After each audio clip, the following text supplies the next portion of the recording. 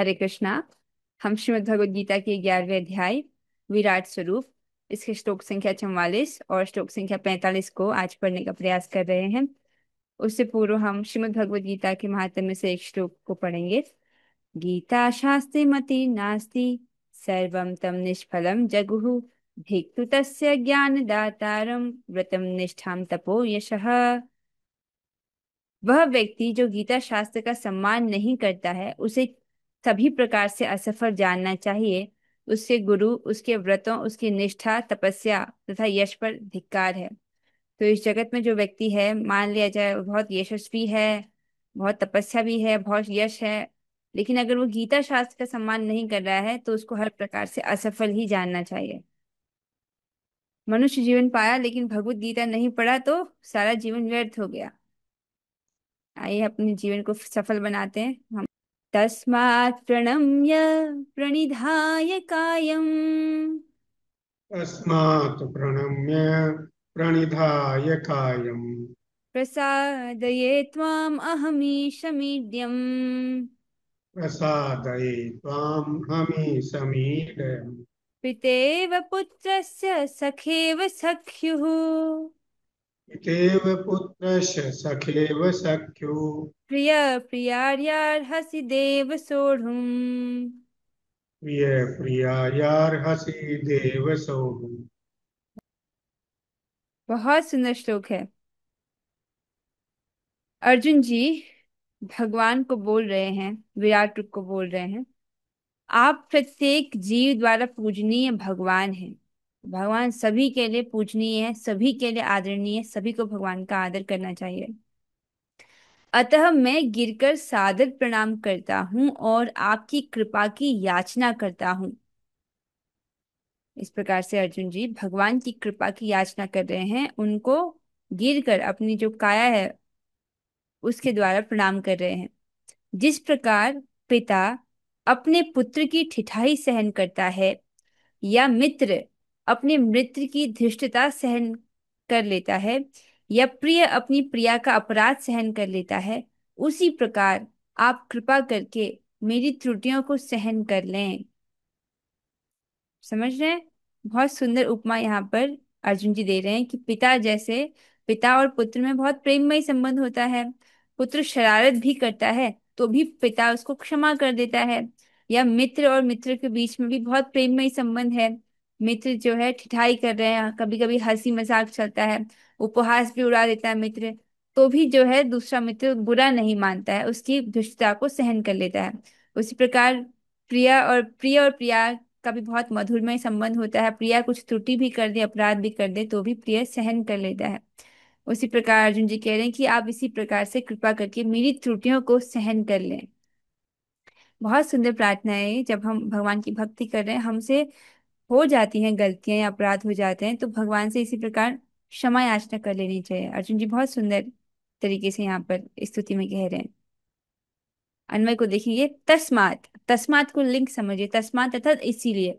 इसका मतलब इससे पहले कुछ बात बोली है, उसको बोल लेने के बाद अर्जुन जी कह रहे हैं इसलिए अब वो इस प्रकार प्रणाम कर रहे हैं। वो इसलिए क्यों कह रहे हैं, तस्मात को समझिए।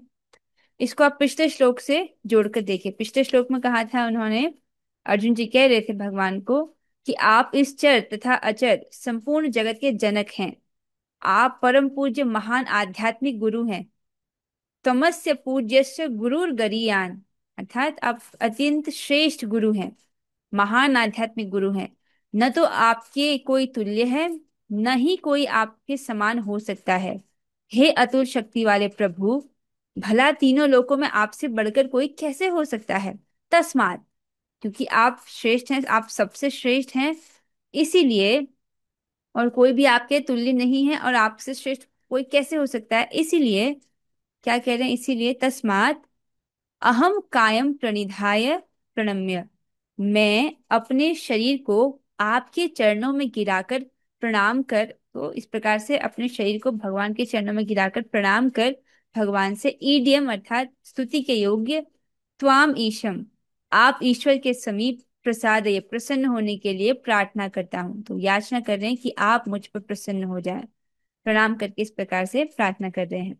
देव, हे देव, अब यहाँ पर उपमा बिठा रहे हैं, पुत्रस्य पिता इव, जिस प्रकार पुत्र के पिता की भांति, सख्यु सखा इव, सखा के सखा की भांति। दो प्रिय मित्र हैं उसमें, सखा के सखा की भांति। पहला मित्र जो है कुछ धृष्टता कर भी देता है तो सखा उसको क्षमा कर देता है।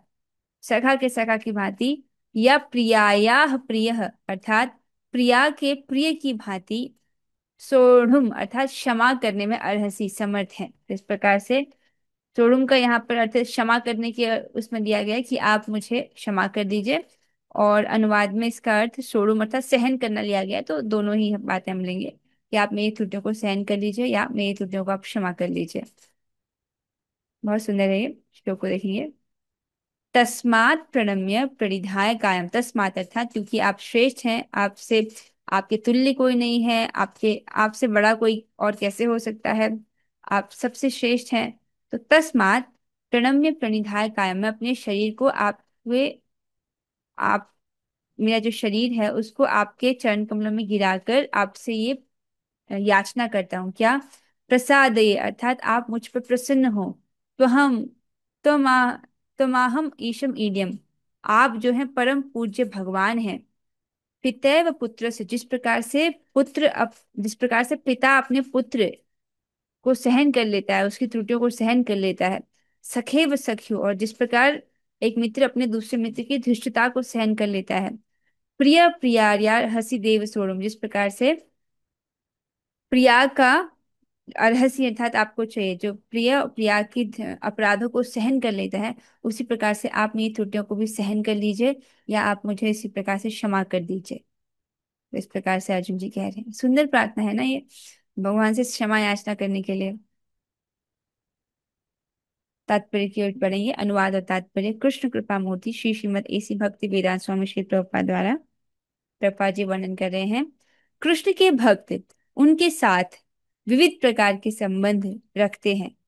कोई कृष्ण को पुत्रवत, कोई पति रूप में, कोई मित्र रूप में, या कोई स्वामी के रूप में मान सकता है। तो अर्थात वात्सल्य रस, ये मधुर रस, साख्य रस और दास्य रस का वर्णन यहाँ पर रूपा जी कर रहे हैं। तो इस हमारा भगवान के साथ इनमें से किसी न किसी एक संबंध में संबंध है।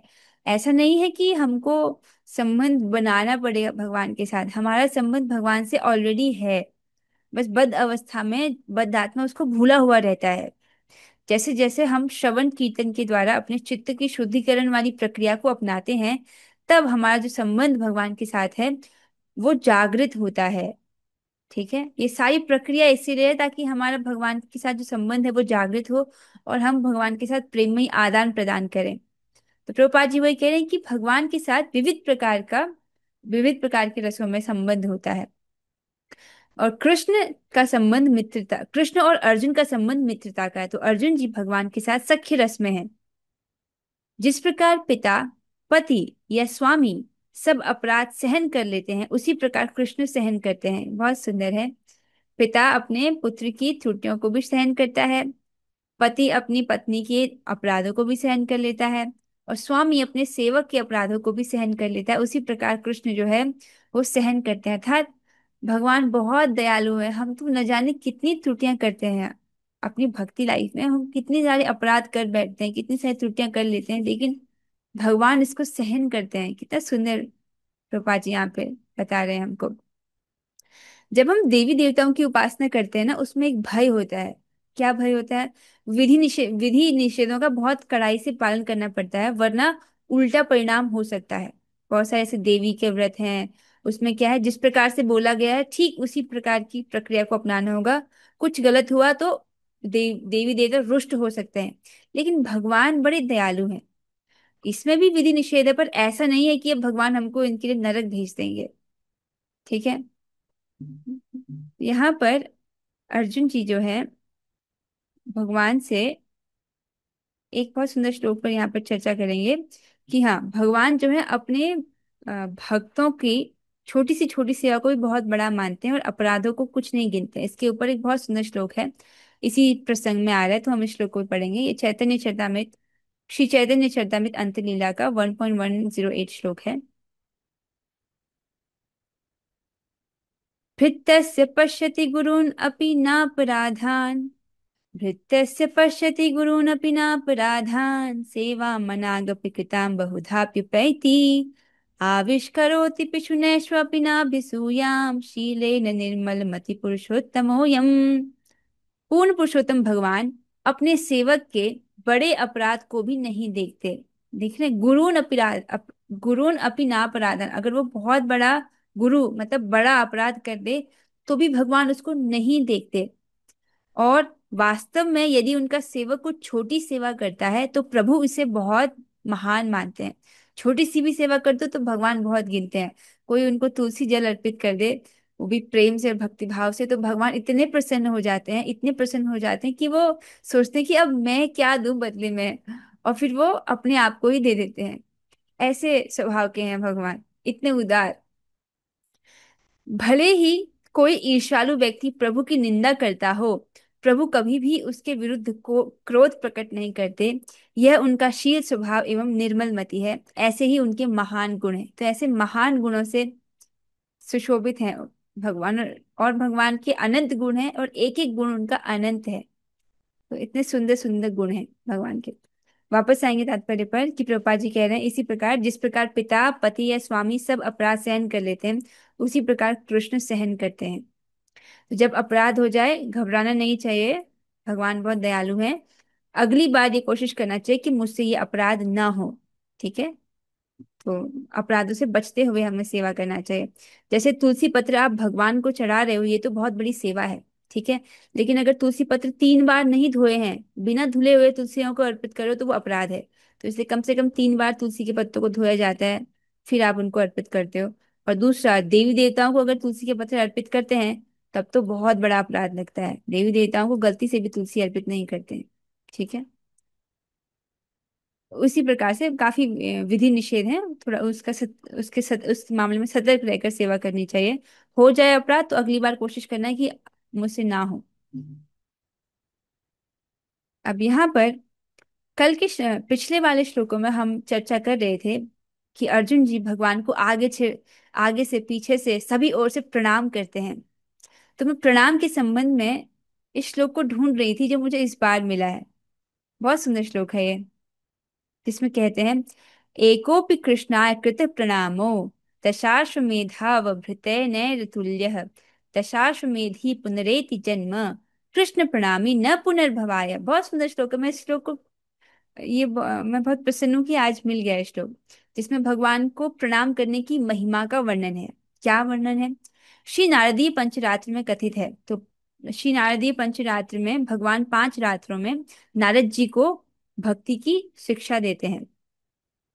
तो उसी का वर्णन है, स्पेशली अर्चा विग्रह की सेवा का वर्णन करते हैं।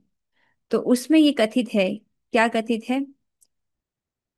श्री कृष्ण को एक बार भी किया गया प्रणाम 10 अश्वमेध यज्ञों के पूर्ति फल से भी कहीं बढ़कर है।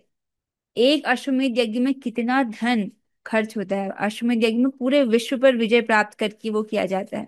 तो एक बार कोई भगवान को प्रणाम करता है अपने पूरे जीवन में, तो उसका जो फल है वो 10 अश्वमेध यज्ञों के बराबर नहीं बोला जा रहा, उनसे भी कहीं बढ़कर है ये। क्योंकि 10 अश्वमेध यज्ञों को करने वाला फिर से संसार में जन्म मरण को प्राप्त होता है, किंतु श्री कृष्ण को प्रणाम करने वाला पुनर्जन्म को नहीं प्राप्त होता। किंतु श्री कृष्ण को प्रणाम करने वाले का पुनर्जन्म नहीं होता। आप समझ रहे हैं कितना बड़ा फल है? जिसने 10 अश्वमेध कर लिए हैं, जो समझ रहे हैं, उसको पुण्य मिलेगा, लेकिन फिर भी उस व्यक्ति को आप जन्म मृत्यु के चक्र में आना ही पड़ेगा। जन्म मृत्यु के चक्र से वो बच नहीं सकता है। लेकिन जिस व्यक्ति ने एक बार भी भगवान को प्रणाम किया है, वो उसका पुनर्जन्म नहीं होता। इतनी बड़ी महिमा है भगवान को प्रणाम करने की। ऐसे बोला जाता है कि भगवान मुकुंद हाथ में, जैसे कोई उनको प्रणाम करता है तो भगवान मुकुंद अर्थात मुक्ति को प्रदान करने वाले भगवान मुकुंद, भगवान कृष्ण का ही नाम है, वो हाथ में अपनी मुक्ति लेकर रखते हैं कि कब ये मुझे प्रणाम करे और मैं इसको मुक्ति दूं। तो भगवान बहुत दयालु है। तो जब हम भगवान को प्रणाम कर रहे हैं तो तन से, मन से, वाणी से, तीनों प्रकार से भगवान को प्रणाम करते हैं। तन से उनको दंडवत करके, पुरुषों के लिए दंडवत, माताओं के लिए पंचांग प्रणाम, मन से भगवान से ये कहकर कि भगवान मैं आपकी शरण में हूँ। मतलब ऐसा ऐसा नहीं हो कि हम बस बाहर से प्रणाम कर रहे हैं और मन सोच रहा है कि अरे मुझे बर्तन धोने हैं। ऐसे नहीं। संतन से भी, मन से भी कि हाँ भगवान मैं आपकी शरण में हूँ। और वाणी से भी भगवान का मंत्र कह के, हे कृष्ण करुणा सिंधु दीन बंधु जगतपते गोपेश गोपिका कांत राधा कांत नमोस्तुते, इस प्रकार से तीनों प्रकार से हमको तन से मन से वाणी से भगवान को प्रणाम करना चाहिए। इसकी बहुत महिमा है। और भगवत गीता में जो भगवान परम गुही ज्ञान बताते हैं, मन मनाभो मत भक्तो मदिया जीवम नमस्कुरु, ये चार आज्ञाओं में से एक आज्ञा भगवान को प्रणाम करने की है। ठीक है, और ये बहुत बड़ी भक्ति, बहुत बड़ी भक्ति है, इसको नेग्लेक्ट नहीं करना चाहिए। जब कभी ऐसी स्थिति हो कि प्रणाम नहीं कर पाओ तो मन से भी प्रणाम किया जाता है। जैसे कभी किसी किसी का बैक पेन हो जाता है, भीष्म पितामह जब बाणों की छाया में लेटे थे तब वो केवल अपनी आंखों से प्रणाम करते हैं, उसको भी भगवान स्वीकार करते हैं। भगवान बहुत दयालु हैं। वापस आएंगे। हाँ, अब हम अगले श्लोक की ओर बढ़ेंगे, श्लोक संख्या 45। पहले श्लोक की कुछ आवृत्ति करेंगे। जो भक्त गाना चाह रहे हैं वे हाथ खड़ा कर सकते हैं। रेणुका माता जी आपसे शुरू करेंगे।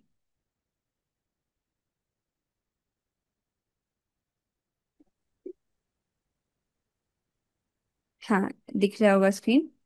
अदृष्टपूर्वं हृषितोऽस्मि दृष्ट्वा अदृष्टपूर्वं हृषितोऽस्मि दृष्ट्वा भयेन च प्रव्यथितं मनो मे।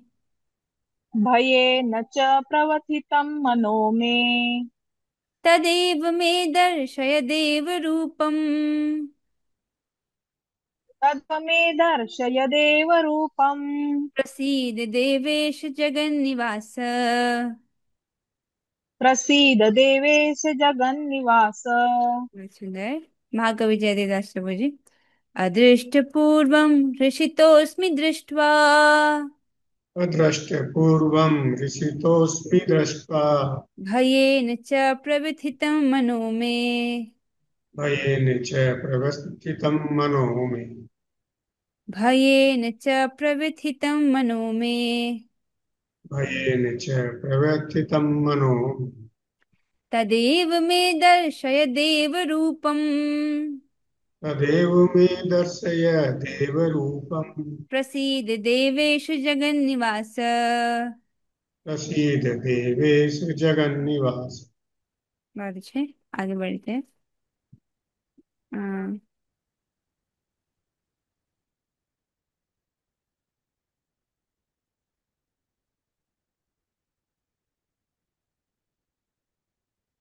इसमें अर्जुन जी कह रहे हैं, पहले कभी न देखे गए आपके विराट रूप का दर्शन करके मैं पुलकित हो रहा हूं। तो इससे सूचित होता है कि विराट पुरुष का दर्शन करके अर्जुन जी को हर्ष हुआ, पुलकित हुए भगवान, उनको उनको हर्ष हुआ, समझते हैं ना। किंतु साथ ही मेरा मन भयभीत हो रहा है। यद्यपि उनको हर्ष हुआ, कह रहे हैं कि मेरा मन साथ में भयभीत हो रहा है, जैसे कि भगवान ने अपने विकराल रूप को, काल रूप को दिखाया था। अतः आप मुझ पर कृपा करें और हे देवेश, हे जगन्निवास, अपना पुरुषोत्तम भगवत स्वरूप पुनः दिखाएं। तो इस प्रकार से अर्जुन जी प्रार्थना कर रहे हैं कि हे जगन्निवास अर्थात हे जगत के आश्रय, हे देवेश अर्थात देवताओं के ईश्वर, अपना पुरुषोत्तम भगवत स्वरूप पुनः फिर से मुझे दिखाइए। अब भगवान, अब अर्जुन जी ने विराट रूप देख लिया। अब विराट रूप देखने के बाद भगवान का जो पुरुषोत्तम रूप है, अर्थात उनका जो सौम्य चतुर्भुज रूप है, उसको देखने की इच्छा करते हैं। एक बात यहाँ पर हमको सीखने को मिलती है कि यदि हम भगवान से कुछ इच्छा करते हैं तो ऐसा नहीं करना कि भगवान के पास जाकर के, अर्थात मंदिर में जब जाते हैं, अर्चा विग्रह के समक्ष खड़े होते हैं, जाते ही अपनी इच्छा को व्यक्त नहीं करना। अर्जुन जी से तरीका सीखना है। क्या तरीका सीखना है? देखिए, पहले अर्जुन जी भगवान की स्तुति करते हैं, स्तुति कर रहे हैं, उसके बाद अंत में भगवान से अपनी इच्छा प्रकट कर रहे हैं कि अब आप मुझे अपने पुरुषोत्तम भगवत स्वरूप को पुनः दिखाइए। आपको शैली समझ आ रही है? ज्यादातर हम लोग क्या करते हैं, भगवान के पास जाते हैं, भगवान ये समस्या है मेरी, आप इसे सुलझा दीजिए। ठीक है, ऐसा करना भी गलत नहीं है, पर देखिए परंपरा में हम क्या सीख रहे हैं, अर्जुन जी से सीखेंगे ना, उनके पद चिन्हों का अनुसरण करेंगे। पहले भगवान की स्तुति की जाती है, ठीक है, उसके बाद फिर हम उनको उनसे अपने हृदय की बात कहते हैं। और आप विभिन्न भक्तों का वर्णन जब सुनेंगे श्रीमद् भागवतम में भी, तो यही शैली अपनाते हैं, स्तुति किया जाती है, स्तुति की जाती है, और अंत में जो है फिर आप भगवान से जो याचना करनी है, जो प्रार्थना करनी है, उसका वर्णन करते हो। ठीक है, तो श्लोक पर अन्वय को देखेंगे पहले। देव अर्थात हे देव, तब आपके अदृष्ट पूर्व, पहले कभी न देखे हुए, इदम रूपम, इस रूप को, पहले कभी न देखे हुए कौन से रूप की बात कर रहे हैं भगवान? द्विभुज रूप की बात कर रहे हैं? नहीं, द्विभुज रूप की बात नहीं हो रही है, विराट रूप की बात हो रही है। भगवान ने क्या कहा था कि ये रूप मैंने पहले कभी किसी को नहीं दिखाया है। अर्जुन जी भी कह रहे हैं पहले ऐसा जो रूप नहीं देखा है, अदृष्ट पूर्वम, इस रूप को दृष्टवा अर्थात देख कर, हर्षितः, हृषितः अस्मि, आनंदित हो रहा हूं। तो अर्जुन जी स्वयं कह रहे हैं कि मैं आपके इस रूप को देखकर आनंदित हो रहा हूं, लेकिन मे मन भयेन प्रविथितम च, मेरा मन भय से प्रपीड़ित हो रहा है। मुझे लगता है ये मिक्स ऑफ इमोशंस हो रहे हैं, उनको आनंद भी हो रहा है, उनको भय भी लग रहा है। तो कह रहे हैं कि मेरा मन जो है वो भय से व्यथित हो रहा है, प्रपीड़ित हो रहा है। देवेश, हे देवेश, तत्रूपम एव, अपने उस रूप को ही मैं मुझे दर्श दिखावे, जगन निवास, हे जगन निवास, प्रसीद, प्रसन्न हो, हे जगन निवास, हे जगत के आश्रय, आप मुझ पर प्रसन्न हो, कृपा करके आप मुझे अपना जो रूप है, पुरुषोत्तम रूप है, सौम्य जो आपका रूप है, उसको दिखाएं। स्पष्ट हो रहा है? अदृष्ट पूर्वम हृषितोस्मि दृष्टवा, तो आपके अदृष्ट पूर्वम, पहले कभी ना देखा गया इस रूप को देखकर, दृष्टवा अर्थात देखकर, हृषितोस्मि, मैं हर्षित हुआ हूँ। भयेन च प्रविथितम मनो में, परंतु मेरा मन जो है वो भय से विचलित हो रहा है। तदेव में दर्शय देव रूपम, प्रसीद देवेश जगन निवास, हे जगन निवास, हे देव, हे देवेश अर्थात देवताओं के ईश्वर, प्रसीद, आप मुझ पर प्रसन्न होएं, और मुझे दर्शय देव रूपम, अपने उस देव रूप का दर्शन कराइए, अर्थात आपके जो सौम्य वपु है, पुरुषोत्तम के रूप में जो आपका दिव्य विग्रह है, उसका आप मुझे दर्शन कराइए। आशा स्पष्ट हुआ होगा। तात्पर्य की ओर बढ़ेंगे। प्रभुपाद जी कहते हैं तात्पर्य में, अर्जुन को कृष्ण का विश्वास है, क्योंकि वह उनका प्रिय मित्र है, और मित्र रूप में वह अपने मित्र के ऐश्वर्य को देखकर अत्यंत पुलकित है। तो क्यों अर्जुन जी इतना प्रसन्न है? अपने मित्र का इस प्रकार का ऐश्वर्य देख करके। जिस व्यक्ति से हम प्रेम करते हैं उसके ऐश्वर्य, उसके गुणों को देखकर हमको बहुत सुख मिलता है। जैसे माता अपने बच्चे को देखती है, उन बच्चा अगर थोड़ा सा भी, मान लीजिए स्कूल में अच्छा कर रहा है, अच्छे नंबर ला रहा है, या उसमें गुण है, वो अच्छे से बात करना जानता है, या अच्छा से नृत्य कर रहा है, तो माता को खुशी होती है अपने बच्चे के गुणों को देख करके। यहाँ पर कौन सा संबंध है? सख्य भाव में है। तो अर्जुन जी बहुत पुलकित हो रहे हैं अपने प्रिय मित्र के इस ऐश्वर्य को देख करके, जिसका उन्होंने पहले कभी दर्शन नहीं किया था। मित्र रूप में वह अपने मित्र के ऐश्वर्य को देखकर अत्यंत पुलकित है। अर्जुन यह देखकर अत्यंत प्रसन्न है कि उसके मित्र कृष्ण भगवान हैं, और वे ऐसा विराट रूप प्रदर्शन कर सकते हैं। तो उनकी प्रसन्नता का कारण क्या है? कि जो मेरे मित्र हैं, मेरे मित्र का ऐसा रूप है, मेरे मित्र इतने महान ऐश्वर्यशाली हैं, इस प्रकार से उनको प्रसन्नता हो रही है। इसको आपने भगवान इसको पहले ही वर्णन करते हैं कि मैं ये ज्ञान तुमको इसीलिए बोल रहा हूं अर्जुन, क्योंकि तुम मुझसे कोई ईर्ष्या नहीं करते हो। जो लोग भगवान से ईर्ष्या करते हैं उनको ये सब पसंद नहीं आता। वो सोचते हैं कि अरे भगवान तो बस अपनी ही गुणगान कर रहे हैं। ये उन लोगों का वक्तव्य है जो भगवान से ईर्ष्या करते हैं। भक्त कैसे देखते हैं कि भगवान तो कृपा करके हमको बता रहे हैं, अगर भगवान नहीं बताएंगे तो हमको पता कैसे चलेगा? हम तो अज्ञान में ही रह जाएंगे भगवान के संबंध में। किंतु साथ ही वह यह विराट रूप को देखकर भयभीत है कि उसने अनन्य मैत्री भाव के कारण कृष्ण के प्रति अनेक अपराध किए हैं। तो अब अर्जुन जी भगवान के इस विराट रूप को देख रहे हैं तो उससे भयभीत हैं। उनको पता चल रहा है कि मेरे मित्र तो इतने महान हैं, और मैंने तो मित्रता में या प्रेम पूर्वक इनके साथ जो व्यवहार किया वो तो उचित नहीं। उस वक्त उनको लग रहा है कि मैंने उचित व्यवहार तो नहीं किया है, इसलिए वो सोच रहे हैं कि मैंने तो इनके प्रति अनेक अपराध कर दिए हैं। जैसे मित्र है, दोनों मित्र हैं, अगर गलती से पैर टच हो जाए, मित्र मित्र में उतना कोई अपराध नहीं गिना जाता है। लेकिन अब वो सोच रहे हैं कि ये तो भगवान है, और इनको इनके साथ मैंने जो हास परिहास किया है, ये सब उनको लग रहा है कि मुझसे अपराध हुआ है। इस प्रकार भयवश उनका मन विचलित है, यद्यपि भयभीत होने का कोई कारण नहीं है। आप देख रहे हैं, भगवान को ये सब अच्छा लगता है। जैसे अर्जुन जी ने कहा था आपको मैंने हे कृष्ण, हे यादव, हे सखा करके संबोधन किया, तो भगवान को वो अच्छा लग रहा है। लेकिन अर्जुन जी इस वक्त भगवान की महिमा को समझ करके बोल रहे हैं कि अरे, मुझे ऐसे नहीं बोलना चाहिए था, मुझे तो और आदर के साथ आपसे बात करनी चाहिए थी। या वो कहते हैं कि विहार के समय, भोजन के समय, शैया के समय जो भी आपके साथ आदान प्रदान हुआ है, या मैंने अकेले में या मित्रों के समक्ष में जो आपके साथ परिहास किया है, उसके लिए आप मुझे क्षमा कर दीजिए। ये अभी कह रहे हैं अर्जुन जी, लेकिन भगवान को ये सब अच्छा लग रहा है। भगवान भगवान अर्जुन जी के साथ सख्य रस में है, तो उनके उनको भी इस सख्य रस में आदान प्रदान अच्छा लग रहा है, इसीलिए भयभीत होने का कोई कारण नहीं है। उन्होंने कोई अपराध नहीं किया है। लेकिन वो इस वक्त ऐसा, भगवान को इस वक्त विराट रूप में देख करके, उनकी महिमा समझ करके वो भयभीत हो रहे हैं। उनको लग रहा है कि नहीं नहीं, मुझसे कुछ गलती हुई है, मुझे ऐसे नहीं करना चाहिए था। अतएव अर्जुन कृष्ण से प्रार्थना करता है कि वे अपने नारायण रूप दिखाएं, क्योंकि वे कोई भी रूप धारण कर सकते हैं। तो अब अर्जुन जी यहाँ पर प्रार्थना कर रहे हैं भगवान के सौम्य वपु को देखने का, भगवान का जो चतुर्भुज रूप है उसको देखने का। क्योंकि भगवान जो है, भगवान तो भगवान है ना, कोई भी रूप दिखा सकते हैं, विराट रूप भी दिखा सकते हैं, द्विभुज रूप भी दिखा सकते हैं, चतुर्भुज रूप भी दिखा सकते हैं, कोई भी रूप दिखा सकते हैं।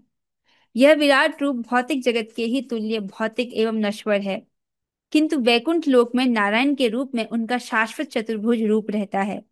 वैकुंठ लोक में असंख्य लोक हैं और कृष्ण इन सब में अपने भिन्न नामों से अंश रूप में विद्यमान है। हाँ, तो वैकुंठ लोक भी एक ही प्रकार का नहीं होता, विभिन्न प्रकार के वैकुंठ लोक होते हैं। और उनके उनमें भगवान अपने विभिन्न रूपों में हैं, उनके अलग अलग नामों से जाने जाते हैं, संकर्षण, प्रद्युम्न। अ, इस प्रकार से भगवान के बहुत सारे, वराह देव का भी एक लोक है, नरसिंह भगवान का भी एक लोक है। तो इस प्रकार से अलग अलग लोक में भगवान अपने अलग अलग नामों से जाने जाते हैं। इस प्रकार अर्जुन वैकुंठ लोक के उनके किसी एक रूप को देखना चाहता था। तो कौन सा रूप देखना चाहते हैं? वैकुंठ लोकों में जैसा भगवान का रूप है, उनमें से किसी एक रूप को देखना चाहते हैं। निसंदेह वैकुंठ लोक में नारायण का स्वरूप चतुर्भुजी है, किंतु इन चार हाथों में वे विभिन्न क्रम में शंख, गदा, कमल तथा चक्र चिन्ह धारण किए रहते हैं। इसका क्या अर्थ है? कि विभिन्न प्रकार के वैकुंठ लोक हैं, उन विभिन्न वैकुंठ लोकों में भगवान जो है अपने विभिन्न नामों, विभिन्न अंश रूपों में विद्यमान रहते हैं। तो उन सब में क्या भेद होता है कि वो जिस प्रकार से, जिस क्रम में ये शंख, गदा, कमल और चक्र धारण करते हैं, उनके सीक्वेंस में कुछ अंतर है। जैसे किसी लोक में भगवान जो है एक हाथ में शंख और चक्र और दूसरे नीचे के हाथों में गदा और पद्म धारण किए हुए हैं, तो दूसरी जगह पे कैसा होगा कि सीक्वेंस थोड़ा बदल जाएगा। अर्थात दाएं हाथ में शंख हो सकता है, बाएं हाथ में वो गदा पकड़ रहे हुए हैं, सीक्वेंस थोड़ा चेंज हो जाएगा। थोड़ा सा सीक्वेंस चेंज कर देने से फिर उनका नाम, उनका नाम भी कुछ अलग होता है, वो किसी और वैकुंठ के अधिष्ठाता देवता होते हो जाते हैं। आशा स्पष्ट हो रहा होगा। तो फिर से पढ़ूंगी। निसंदेह वैकुंठ लोक में नारायण का स्वरूप चतुर्भुजी है, किंतु इन चारों हाथों में वे विभिन्न क्रम में शंख, गदा, कमल तथा चक्र धारण किए रहते हैं। तो अलग अलग वैकुंठ लोकों में भगवान है, और वो, उनके अलग अलग नाम हैं, वो हैं एक ही भगवान, और वो अलग अलग सीक्वेंस में, अलग अलग क्रमों में इन चारों चीजों को धारण किए हुए हैं। विभिन्न हाथों में इन चारों चिन्हों के अनुसार नारायण भिन्न भिन्न नामों से पुकारे जाते हैं। जैसे कहीं पर संकर्षण के नाम से, कहीं पर अनिरुद्ध के नाम से, कहीं पर प्रद्युम्न के नाम से, हैं वो भगवान ही। इस प्रकार से अलग अलग नामों से वे पुकारे जाते हैं। ये सारे रूप कृष्ण के ही हैं, इसीलिए अर्जुन कृष्ण के चतुर्भुज रूप का दर्शन करना चाहता है। अब अर्जुन जी अपनी इच्छा व्यक्त करते हैं कि वो भगवान के चतुर्भुज रूप का दर्शन करना चाहते हैं। आप समझ रहे हैं, क्योंकि वो विराट रूप को देख करके उनका मन जो है वो भयभीत हो रहा है, इसीलिए। तो हमने क्या सीखा यहाँ पर? प्रणाम करने की खूब महिमा, प्रणाम करने के विषय में हमने काफी सुना। अर्जुन जी जब भगवान के ऐश्वर्य को समझ रहे हैं, तो वो बारंबार भगवान को प्रणाम करते हैं। तो प्रणाम करने का महात्म्य को थोड़ा सा समझना होगा। एक सुंदर श्लोक है श्रीमद् भागवतम से, जो प्रणाम करने की महिमा को व्यक्त करता है। ये श्रीमद् भागवतम का अंतिम श्लोक है। आखिरी श्लोक है श्रीमद् भागवतम का। 18,000 श्लोक हैं श्रीमद् भागवतम में, रसमयी श्लोक है। उनमें से आखिरी श्लोक ये है, क्या है ये? नाम संकीर्तनम यस्य सर्व पाप प्रणाशनम, प्रणामो दुख शमनम, तम नमामि हरिपदम। प्रणामो दुख शमनस्तम नमामि हरिम पद परम। मैं उन भगवान हरि को सादर नमस्कार करता हूँ जिनके पवित्र नामों का समूह, जिनके पवित्र नामों का सामूहिक कीर्तन सारे पापों को नष्ट करता है और जिनको नमस्कार करने से सारे भौतिक कष्टों से छुटकारा मिल जाता है। कितना सुंदर है ये। भगवान का जो सामूहिक कीर्तन है अर्थात संकीर्तन, हरे कृष्ण कृष्ण कृष्ण हरे हरे, हरे राम राम राम हरे हरे।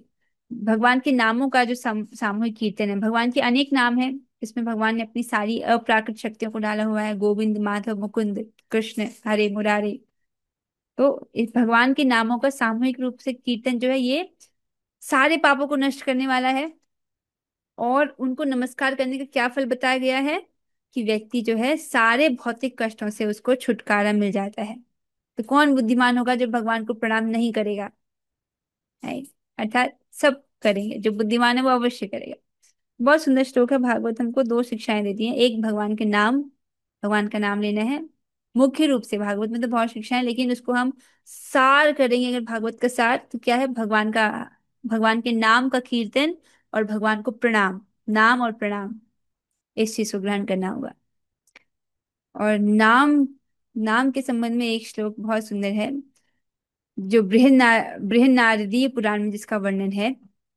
हरे नाम हरे नामेव केवलम कलौ नास्त्येव नास्त्येव नास्त्येव गतिरन्यथा।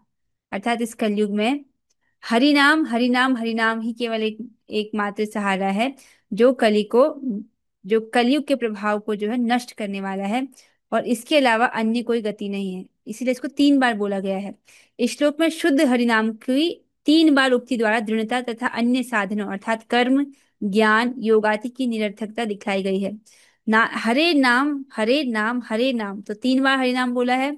अर्थात जो कर्म का मार्ग है उसको, वो हमारा उद्धार नहीं कर सकता। योग आदि का जो अष्टांग योग आदि का जो मार्ग है वो हमारा उद्धार नहीं कर सकता है। या ज्ञान का मार्ग जो है सांख्य योग आदि, वो भी हमारा उद्धार नहीं कर सकता है कलयुग में। केवल ही केवल क्या है? हरि नाम हरे नाम हरे नाम, हरे कृष्ण कृष्ण कृष्ण हरे हरे, हरे राम राम राम हरे हरे, इसी को ही जपना है। कितना अच्छा है ना कि सारे शास्त्रों का निचोड़ है हरे कृष्ण महामंत्र। आप समझ रहे हैं? और सबसे बड़ी तपस्या है हरे कृष्ण महामंत्र को जप करना। न नाम सम तप, ये सबसे बड़ी तपस्या है। और इसको करने में ऐसे कोई विधि निषेध भी नहीं है कि आप झूठे मुंह नहीं कर सकते हो, कैसे भी आप उसको कर सकते हो, है ना इसमें। और ये आसान भी है, मतलब सिर्फ जीभ ही तो हिलानी है और मान लिया जाता है कि आपने सबसे बड़ी तपस्या कर ली है। तो भगवान कितने दयालु हैं, उन्होंने प्रोसेस कितना आसान रखा है ना। अगर व्रत, बड़े बड़े व्रत करने को बोलते तो वो तो मुश्किल होता है हमारे लिए। या मान लीजिए खाने की जगह ये बोल देते खाने में एक चीज छोड़ दो, मान लो चावल छोड़ने को बोल देते, घी छोड़ने को बोल देते, तो थोड़ा मुश्किल लगता। लेकिन सिंपल है, जीवा से नाम बोलना ये तो कोई भी कर सकता है। लेकिन हरे कृष्ण कृष्णा कृष्ण हरे कृष्ण हरे, कृष्णा हरे हरे हरे, राम हरे हरे राम हरे राम, राम राम हरे हरे।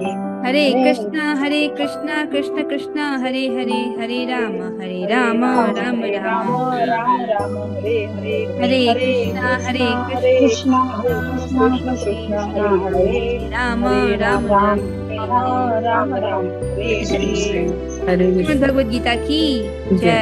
जगत जय पाद की जय। जय जय रामाचार्य श्री हरिदास ठाकुर की जय। जय श्री जय धाम वृंदावन की जय। जय।